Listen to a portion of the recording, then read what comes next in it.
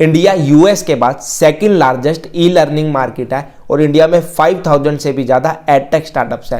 Indian edtech industry 2022 तक $3.5 billion की हो जाएगी और ये 30% कंपाउंड एनुअल ग्रोथ रेट के साथ इंक्रीज हो रही है और 2030 तक ये $10.4 बिलियन की हो जाएगी। हेलो दोस्तों, आज की वीडियो में मैं बात करूंगा कैसे एडटेक इंडस्ट्री इंडिया की बहुत सारी प्रॉब्लम्स को सॉल्व कर सकती है और एडटेक इंडस्ट्री कितनी बड़ी है और इसके अंदर क्या स्कोप है। इंडिया में एडटेक सेक्टर में बहुत सारी अपॉर्चुनिटीज है। इंडिया में 26.04% पॉपुलेशन 0 to 14 की एज के अंदर आती है। इंडियन एजुकेशन सेक्टर 2020 के अंदर $180 बिलियन का था और 2030 तक ये $313 बिलियन का हो जाएगा। इसी के साथ Indian higher education industry $35 billion की हो जाएगी। इंडिया में 1000 से भी ज़्यादा यूनिवर्सिटीज़ हैं और इंडिया में 250 मिलियन स्कूल गोइंग स्टूडेंट्स हैं, जो कि वर्ल्ड में सबसे हाईएस्ट है। इसके साथ साथ इंडिया के पास हायर एजुकेशन इंस्टीट्यूशन नेटवर्क भी वर्ल्ड में सबसे बड़ा है, बट फिर भी हम एजुकेशन के मामले में बहुत पीछे हैं।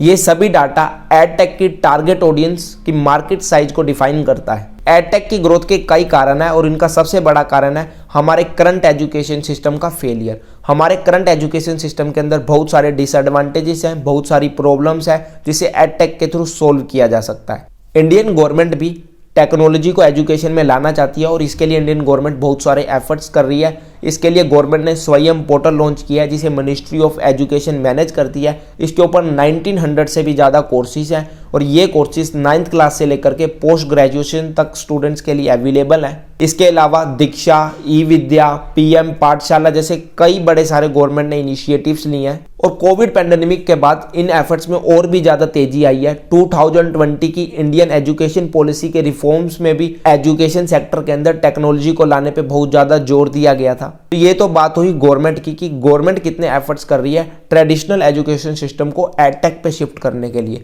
बट इसके अलावा और भी बहुत सारे कारण हैं जिसकी वजह से एडटेक को ग्रोथ मिल रही है। इंडिया में इंटरनेट पेनिट्रेशन लगातार बढ़ता जा रहा है और day by day smartphone users में इंक्रीमेंट हो रहा है। Annual status of education report 2020 के अकॉर्डिंग जो स्टूडेंट्स गवर्नमेंट स्कूल में पढ़ते थे 2018 में 30% पेरेंट्स स्मार्टफोन को ऑन करते थे, जो कि बढ़कर 2020 में 50% हो गया। और वहीं प्राइवेट स्कूल के अंदर 50% पेरेंट्स स्मार्टफोन ऑन करते थे, जो कि 2020 में बढ़कर 74% हो गया। इसके साथ साथ इंडियंस की डिस्पोजेबल इनकम भी इंक्रीज हो रही है और एजुकेशन पे स्पेंड किया जाने वाला बजट भी इंक्रीज हो रहा है। तो ये सभी की फैक्टर्स ट्रेडिशनल एजुकेशन को एडटेक की तरफ पुश कर रहे हैं और ऐसा होना भी चाहिए क्योंकि एडटेक के बेनिफिट्स ही बहुत सारे हैं। एडटेक के थ्रू पर्सनलाइज्ड लर्निंग प्रोवाइड की जा सकती है, जो कि एआई और मशीन लर्निंग के बिहाव पे वर्क करती है। इंडिया में वर्ल्ड की सबसे ज़्यादा यंग पॉपुलेशन है। ऐसे में इंडियन गवर्नमेंट के सामने बहुत बड़ा चैलेंज है कि इस यंग पॉपुलेशन में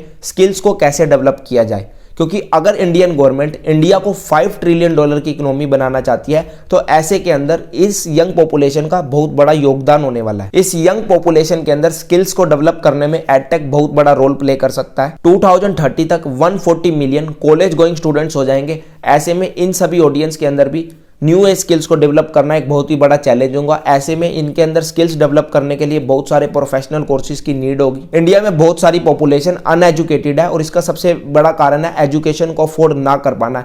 एडटेक के थ्रू एजुकेशन को अफोर्डेबल बनाया जा सकता है। इंडिया में अनएम्प्लॉयमेंट रेट भी बहुत ज़्यादा है और इसका भी एक मेजर रीजन ये है कि इंडियन पॉपुलेशन कॉर्पोरेट वर्ल्ड की डिमांड को फुलफिल नहीं कर पाती। 2018 की एक रिपोर्ट के अकॉर्डिंग, जिसे कंडक्ट करने में 5 ईयर्स लगे थे, उसके according 90% Indian students work ready नहीं है। अगर हम एडटेक के थ्रू एजुकेशन को अफोर्डेबल बना देते हैं और मासिस तक पहुंचा देते हैं और लोगों के अंदर वो स्किल्स को डेवलप कर देते हैं तो ये सभी प्रॉब्लम्स का सॉल्यूशंस हमें मिल जाएगा। तो एडटेक सेक्टर इन सभी प्रॉब्लम्स को सॉल्व कर सकता है। आइए हम जानते हैं इंडियन एडटेक स्टार्टअप इकोसिस्टम को। एडटेक सेक्टर मेजर 2 कैटेगरीज के अंदर डिवाइड है, फॉर्मल एजुकेशन और इनफॉर्मल एजुकेशन। फॉर्मल एजुकेशन वो एजुकेशन है जो कि स्ट्रक्चर्ड एजुकेशन है और जिसमें आपको गवर्नमेंट की किसी बॉडी के थ्रू आपको सर्टिफिकेशन मिलती है। जैसे आप 10th या 12th क्लास करते हो तो उसके अंदर आपको सीबीएसई या फिर किसी भी स्टेट बोर्ड के थ्रू आपको सर्टिफिकेट मिलता है। तो वो चीज़ फॉर्मल एजुकेशन कहलाती है। और सेकंड है informal education. Informal education general education है जो कि करिकुलम से हटकर होती है। जैसे कि अगर आप 10th क्लास में स्टडी कर रहे हो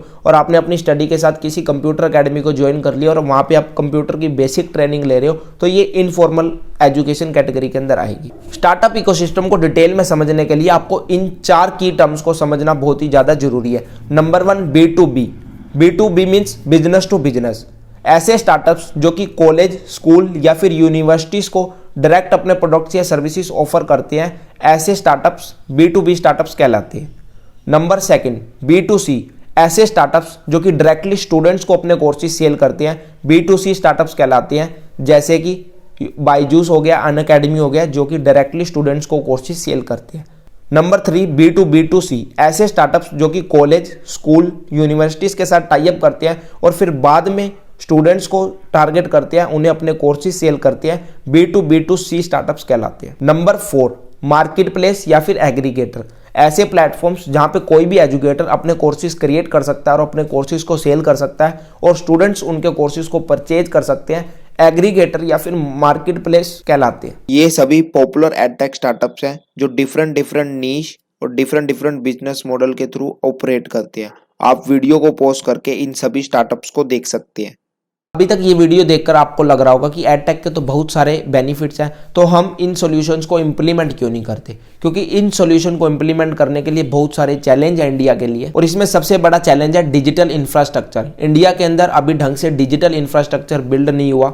सिर्फ 8% पेरेंट्स ही ऐसे हैं जिनके पास स्मार्टफोन और इंटरनेट कनेक्शन है। पुअर इंफ्रास्ट्रक्चर एडटेक की ग्रोथ में बहुत बड़ा रोड़ा बना हुआ है। अभी भी इंडिया के अंदर इंटरनेट कवरेज अच्छे से नहीं हुई है, और इसके अलावा बहुत सारे पेरेंट्स हैं अभी भी जो कि स्मार्टफोन, इंटरनेट कनेक्शन और पीसी वगैरह को अफोर्ड नहीं कर सकते। और अभी तक जितने भी एडटेक स्टार्टअप्स वर्क कर रहे हैं, इनके ऊपर कोई भी रिसर्च नहीं कंडक्ट की गई कि जितने भी ये स्टार्टअप्स हैं जो ये एजुकेशन प्रोवाइड कर रहे हैं, उनकी क्वालिटी कैसी है, क्या वो एक्चुअल में स्टूडेंट्स की लाइफ के अंदर वैल्यू ऐड कर रही है। एजुकेशन इंडस्ट्री के अंदर एजुकेशन की वैल्यू मनी से की जाती है।